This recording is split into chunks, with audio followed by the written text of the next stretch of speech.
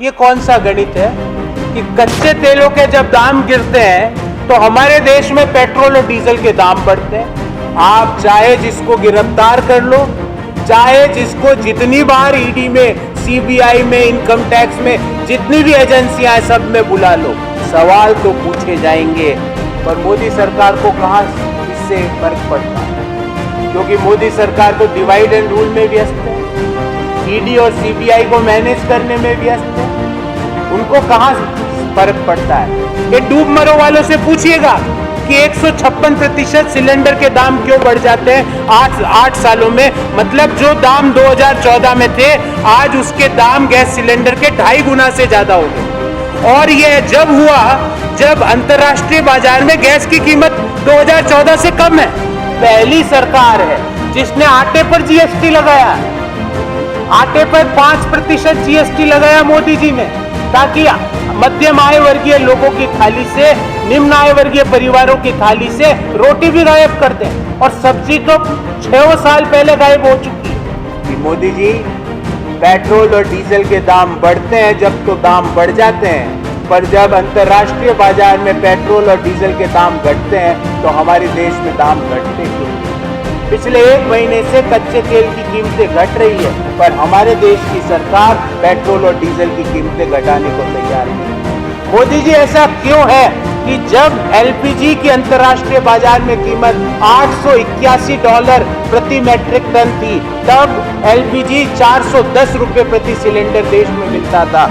आज जब 670 हो गई है डॉलर प्रति मैट्रिक टन एलपीजी की कीमत, तो कीमतें 410 से बढ़ के 1053 क्यों हो? पर भारतीय जनता पार्टी को भी एक डूब मरो रैली करनी चाहिए। वो डूब मरो रैली क्यों करनी चाहिए?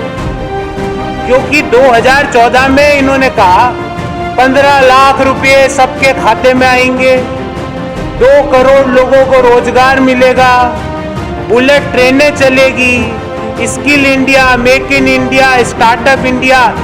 सिर्फ इंडिया का नाम खराब किया इन स्कीमों में, इंडिया का नाम लगा लगा। राहुल गांधी जी को ईडी ने बुलाया, वो तो हाजिर हो गए, 14 घंटे बैठे उनके सामने।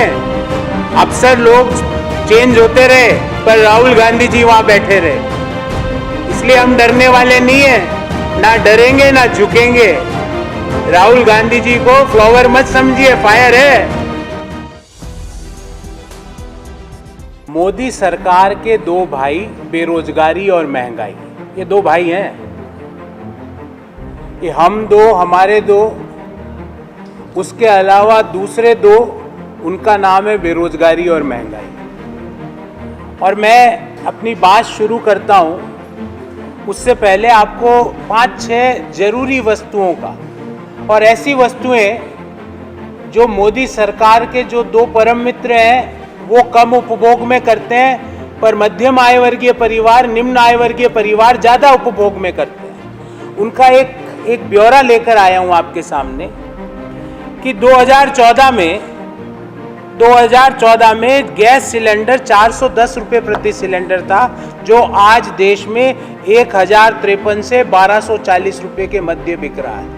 अर्थात पिछले 8 सालों में 156% की वृद्धि। सिर्फ गैस सिलेंडर की बात है ये। अगर हम इसमें पेट्रोल देख लें तो 71 रुपए प्रति लीटर मिलने वाला पेट्रोल दिल्ली में देश में आज 95 से 112 रुपए प्रति लीटर बिक रहा है।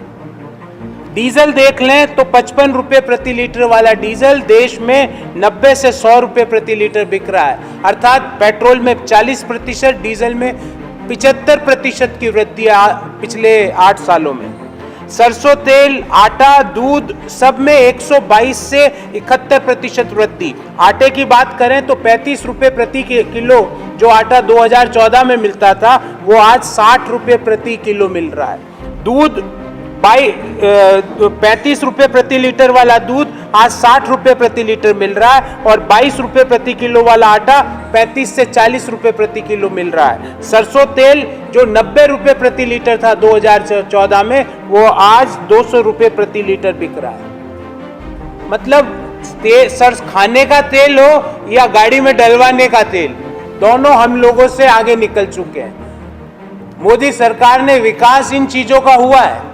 एलपीजी का विकास 156%, पेट्रोल का विकास 40%, डीजल का विकास 75%, सरसों तेल का विकास 122%, गेहूं आटे का विकास 81% और दूध का विकास 71%। अब सवाल ये उठता है, बार बार वो लोग छुप जाते हैं ये बोल के कि अंतर्राष्ट्रीय बाजार में कीमतें तेल की, पेट्रोल की, डीजल की, एलपीजी की अंतर्राष्ट्रीय बाजार निर्धारित करता है। वो भी ब्यौरा आपको देता हूं।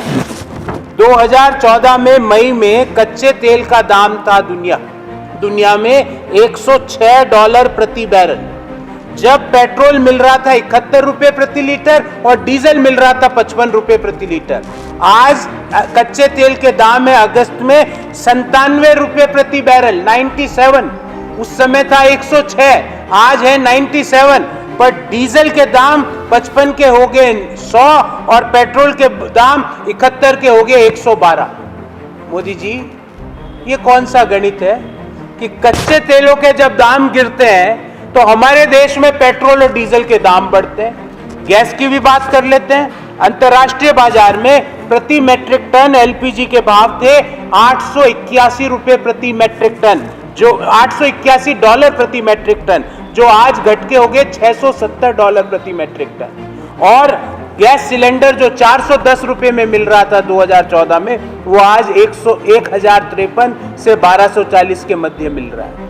मतलब गैस की कीमतें अंतर्राष्ट्रीय बाजार में कम हो रही है, पर हमारे एलपीजी गैस सिलेंडर का दाम बढ़ रहा है। आटे और दूध की कीमत क्यों बढ़ रही है साथियों? क्योंकि ये पहली सरकार है जिसने आटे पर जीएसटी लगाया है। आटे पर 5% जीएसटी लगाया मोदी जी ने, ताकि मध्यम आय वर्गीय लोगों की थाली से, निम्न आय वर्गीय परिवारों की थाली से रोटी भी गायब कर दें। और सब्जी तो 6 साल पहले गायब हो चुकी है, 5 साल पहले गायब हो चुकी है, क्योंकि सब्जी में जो इन्फ्लेशन जो है, वेजिटेबल्स का इन्फ्लेशन, वो लगभग 15% पर चल रहा है। तो आपने सब्जी गायब कर दी।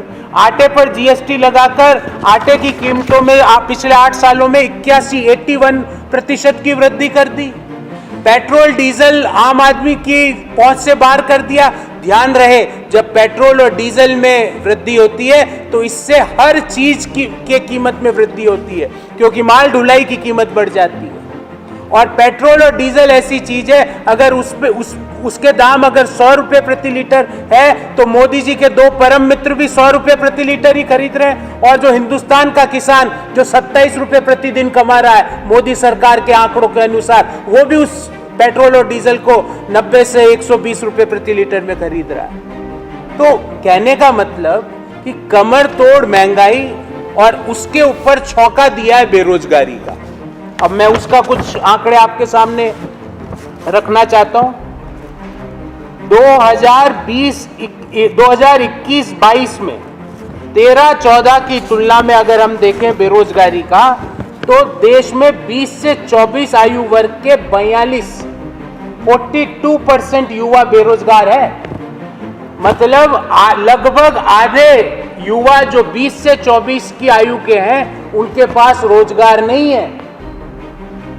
महंगाई और ऊपर से बेरोजगारी। पहले बोला गया बेरोजगारी इसलिए है क्योंकि हमने कर दी नोटबंदी, फिर बेरोजगारी इसलिए बढ़ गई क्योंकि सरकार ने कर दी बिना सोचे समझे, बिना तैयारी के जीएसटी लागू।